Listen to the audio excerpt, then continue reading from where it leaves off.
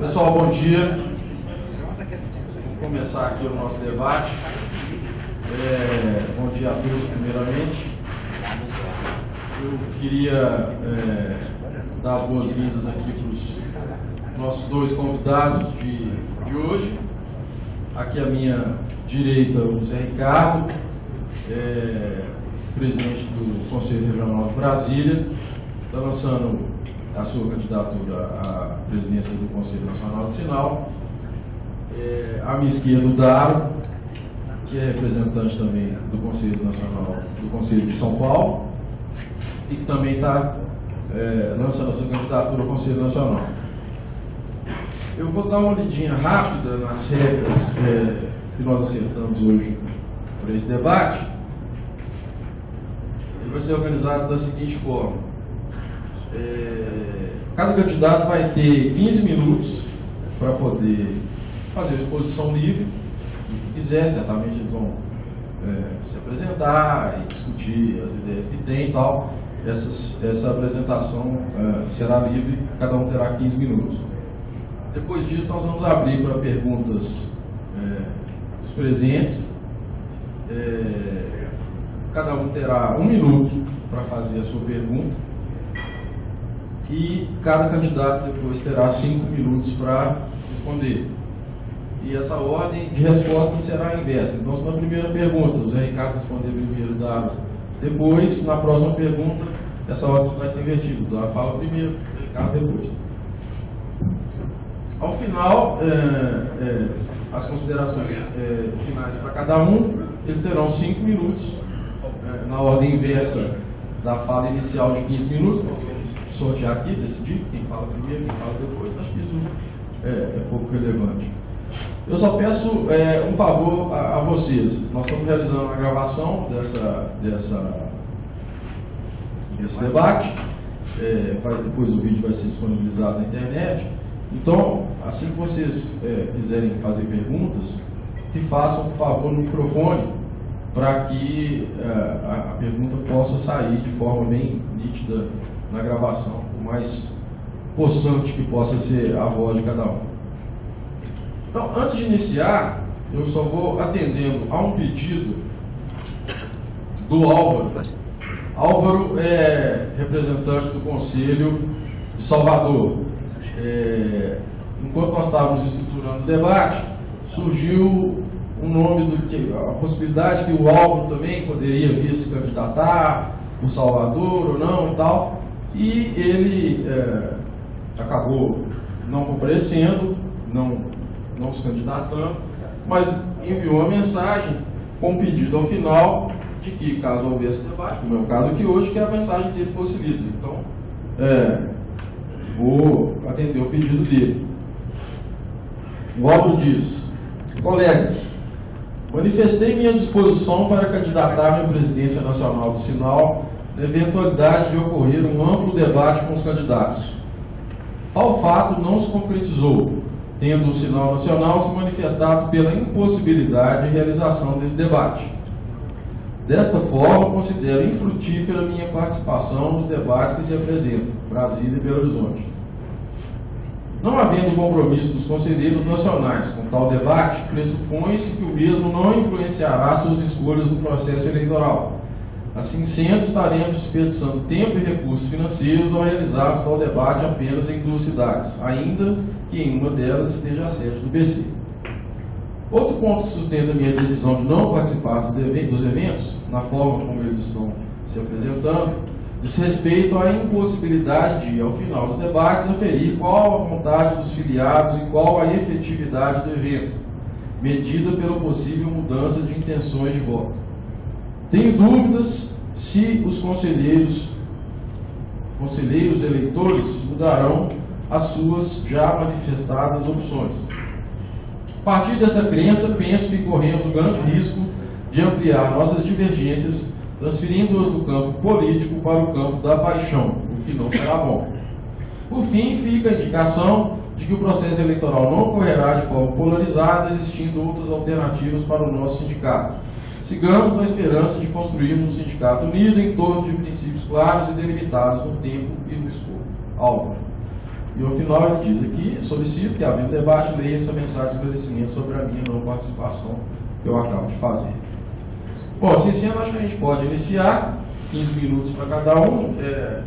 Vocês querem que fale do sorteio? Alguém se candidato a falar primeiro? Bom, então, o Dado gentilmente cede a primeira palavra ao Zé Ricardo.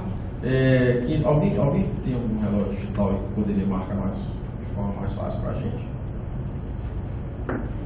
Então eu marco o meu aqui mesmo, não precisa dizer não. São 10h20. Zé Ricardo, a palavra é sua. Bom dia a todos. Eu acho que não podia ser mais significativo esse debate está começando em Belo Horizonte, em Minas Gerais. Por vários motivos.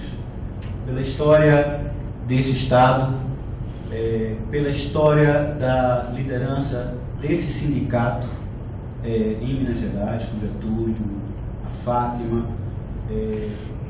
pela luta das liberdades que parte das Gerais. Em 1930, a Revolução de 30 começava por Minas Gerais, pelo governador Antônio Carlos de Andrade, porque não aceitava mais coadunar com a República dos Conchavos, a República Velha, a República que alternava no poder amigos sem nenhum comprometimento com a nação. Eu acho que nesse momento o ato que se dá aqui é um ato muito parecido com aquela revolta de 30. A gente não aguenta mais a República Velha, por sinal, a República dos Conchavos, das decisões feitas em hotéis, da decisão de quem vai dirigir o sindicato entre amigos e não com a base de servidores. Então eu acho, e ao tempo que agradeço e parabenizo o CR de Minas Gerais pela iniciativa de fazer esse debate, eu quero dizer que o propósito da chapa da gente sai, nesse momento, já se sente vitorioso, por estar, nesse momento, trazendo à base de servidores e filiados do Sinal a possibilidade de debater com os candidatos a presidente do sindicato o futuro desse sindicato nos próximos 2 anos. Então essa é uma coisa muito importante, uma preocupação que a gente tinha muito grande de que o próximo presidente do Sinal fosse uma pessoa absolutamente desconhecida entre os servidores, e nesse momento se dá um start para mudar essa realidade.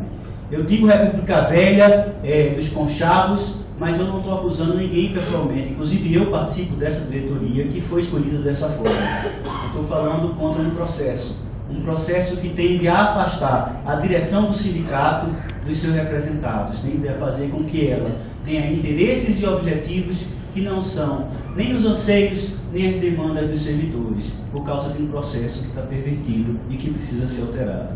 Então eu considero vitoriosa nesse primeiro momento essa candidatura e considero esse um marco histórico na história do Sinal. Essa é uma candidatura, quase uma anticandidatura. O Getúlio liderou várias candidaturas, hoje esses dias fazem exatamente 40 anos que Ulisses Guimarães decidiu fazer uma anticandidatura contra o regime autoritário. Sem nenhuma perspectiva, ele se jogou à frente e a partir daquele momento o antigo MDB cresceu e a abertura do país começou a se realizar. Então eu vejo essa vitória, a vitória desse primeiro passo, como um caminho a ser seguido e a ser conquistado por nós do sindicato e por todos os servidores do banco. Ainda relacionado com Minas Gerais, eu quero dizer a vocês que essa candidatura não é de Brasília, essa candidatura não é do Zé Ricardo, essa candidatura é de princípios que a gente defende e que a gente aprendeu. O grupo que eu estou há muito tempo, e eu pessoalmente que estou há pouco tempo na militância do sindicato, com Minas Gerais. Que princípios são esses? São princípios, primeiro, eleição direta para a direção do sindicato. Exatamente porque a gente precisa aproximar a direção do sindicato de sua base de representados. Ela precisa estar vinculada, e a eleição direta força isso, porque ela força os candidatos a andar pelos andares, força os candidatos a visitar as regionais, força os candidatos a conhecer a base que vai representar e, ao mesmo tempo, permite à base conhecer os seus candidatos, conhecer quem vai representar ela nos fóruns, nos diversos fóruns, seja no Ministério do Planejamento, seja junto ao Banco Central, seja nos grupos de litígios. Então, é muito mais fácil para o candidato conhecer os anseios da base e mais fácil para a base sentir segurança naquele que vai lhe representar naquele período. Então, a eleição direta para os seus dirigentes. Transparência política, em primeiro lugar. A gente tem hoje no Sindicato Nacional dos Servidores e Funcionários do Banco Central um Conselho Nacional que vota todas as votações de maneira silenciosa, escondida, secreta. Não tem como, a gente não está vivendo na ditadura. Como é que o nosso representante no Congresso Nacional não diz a gente como é que ele vota sobre cada assunto que ele faz, que afeta as nossas vidas? Então a gente não pode aceitar isso no sinal. O meu representante, enquanto servidor, enquanto funcionário, eu quero saber como vota. Qual é a posição que ele adota, o que ele defende que afeta a minha vida. Essa transparência é fundamental e a gente precisa implementar isso sim no sindicato. É o único caminho de fazer esse vínculo se tornar mais forte e permitir que haja a relação de cobrança. Se o meu representante não votar como eu desejo, eu quero ter o direito, enquanto cidadão, enquanto servidor, e enquanto massa, ir lá e cobrar deles. Como é que você vota desse jeito, se a gente pensa diferente e você representa a gente? Tá certo? Então isso é fundamental. O segundo princípio é a transparência de contas. Das coisas mais bonitas que eu vi nesse sindicato e aprendi com vocês é ver a prestação de contas do sinal PH. Todo mês, no final do mês, no início do outro mês, publica para todos os servidores como é gasto o dinheiro do sindicato. E isso é super importante. A gente quer saber como é gasto o dinheiro que a gente contribui para a nossa associação. Tá certo? A gente precisa saber isso. Isso é uma forma de controle do sindicato, sim, para que ele use de acordo com o interesse de quem paga ele, não é? E isso é uma forma de accountability, de responder a quem manda no sindicato, que é o servidor, que é o filiado, como você está direcionando o uso dos recursos que estão sendo drenados para que a gente trabalhe no nome do servidor. A aproximação com a base, a importância de andar nos andares. E eu fico muito tranquilo em relação a isso. Agora em Brasília a gente está vendo, a gente fez um esforço grande, conseguimos quase 200 filiados novos, a gente está subindo de 1.340, esse número caiu para menos de 1.320, e depois do caminho da gente de andar pelos andares, conversar com os servidores, esse número voltou a crescer devagarzinho e nos últimos tempos cresceu significativamente, mais de 150 filiações nos últimos 6 meses. E paramos de andar pelos andares pedindo filiação, dizendo a importância de que os servidores filiassem, e a gente continua tendo filiações espontâneas. Chegam no nosso site a filiação do servidor. Então a gente fica muito feliz com isso, que é a prova de que o trabalho que a gente tem feito de aproximar o servidor do sindicato está frutificando até sem o esforço da gente. Tá certo? Então isso é importante. O servidor precisa se sentir confiante na ação do seu sindicato.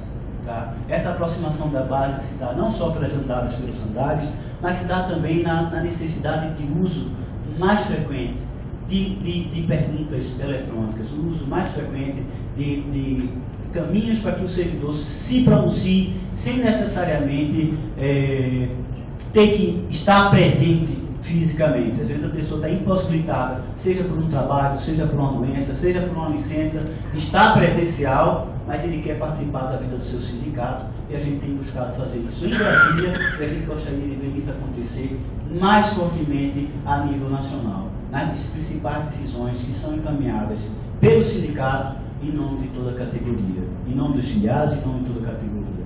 A questão da participação das AGMs. Nós entendemos o que a gente fala, que a gente tem que estimular a participação em AGM e em AGR. Às vezes parece paradoxal, porque nós tentamos fazer não muitas AGMs, não assembleias todos os dias em Brasília, mas é porque a gente entende que é muito melhor fazer uma assembleia com 600 pessoas do que fazer assembleias todos os dias com 50 pessoas, cada uma delas. Então, para evitar que o servidor se cansasse daquelas assembleias inócuas e pouco frutíferas, todos os dias do sindicato, nós restringimos o número de assembleias, mas nós conseguimos, com isso, aumentar a participação dos servidores na Assembleia. Começamos com 200, 300, 400, 500, 600, 700, 800 e a última Assembleia do ano deu mais de 1000 pessoas. É um esforço contínuo para tentar fazer com que o servidor entenda que quando há Assembleia não é uma perda de tempo, mas quando há uma Assembleia é um momento que a gente possa refletir os caminhos que a gente deve seguir e poder direcionar o trabalho do sindicato. Em relação à questão salarial, à questão financeira, como é que a gente acha que deve ser encaminhada essa questão nacional? Não há dúvida de que esse assunto já foi definido pela categoria há 2 anos, praticamente 2 anos atrás, em setembro de 2011, quando se fez a votação da pauta salarial do sindicato. Então há 3 pontos fundamentais nesse direcionamento, que deve ser hoje o norte do sinal. A não ser que haja uma mudança da base em relação a isso, o norte do sinal tem que ser trabalhar pela valorização salarial do banco para que nós sejamos o topo da remuneração do executivo. Não há como ir em outro caminho e a importância do trabalho feito por essa instituição não permite que a gente tenha uma remuneração menor do que aquela paga às carreiras mais importantes desse Estado. Lutar por 70% do salário do analista para o técnico. Não há outro caminho. É esse o encaminhamento que se dá há muito tempo. Fizemos um GT, o Sinal fez um GT há vários tempos, junto com o banco, indicou esse caminho, a AND indicou, a categoria votou com mais de 90%, nós devemos perseguir esse patamar de remuneração para os técnicos. A modernização das carreiras dos técnicos. Eu tenho dito sempre, olhando pelo lado da instituição, inclusive, que a modernização das carreiras não é uma questão de justiça, é uma questão gerencial. O que a gente tem visto hoje no Banco Central é que as pessoas, os técnicos muito bem qualificados, entram, passam 6 meses e vão embora, porque tem uma carreira desprestigiada. E como disse Fátima muito bem em vários momentos para mim, Zé, não dá para construir uma carreira com excelência do Banco Central tendo uma parte da carreira de especialista que faz a atividade fim da instituição entrando como